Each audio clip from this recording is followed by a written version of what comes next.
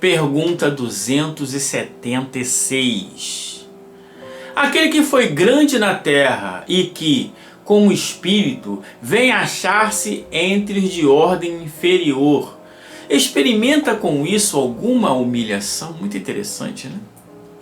Às vezes bem grande, mormente, se era orgulhoso e invejoso.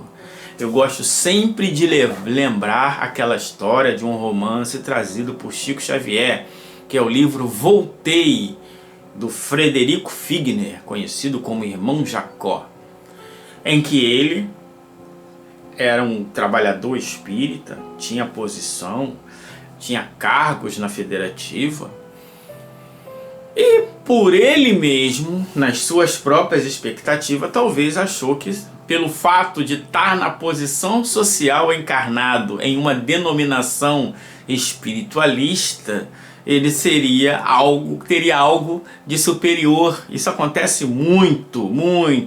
Não, fulano de tal é iluminado. Por quê? Porque ele é um diretor do centro tal, e o centro tal frequenta 4.000 pessoas. Isso significa o quê? Voltando à pergunta anterior, significa que ele tem mais responsabilidade. As besteiras que ele fizer, os maus conselhos que ele der, podem influenciar muitos. Isso é a única questão.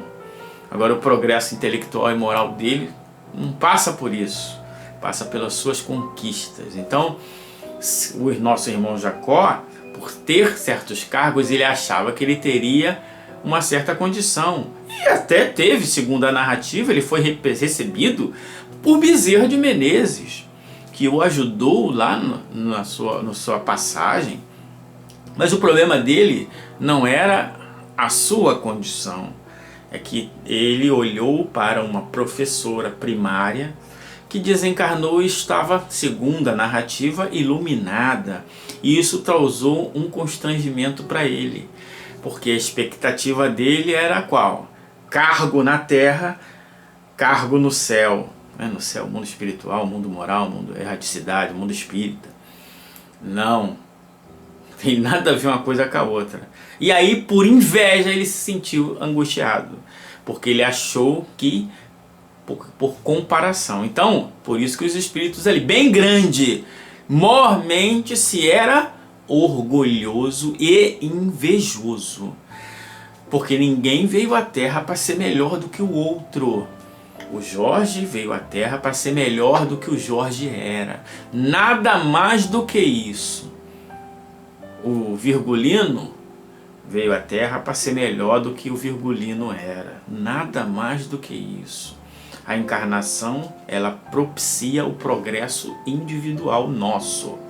O progresso individual vai acarretar no progresso coletivo, mas ele é pessoal e intransferível.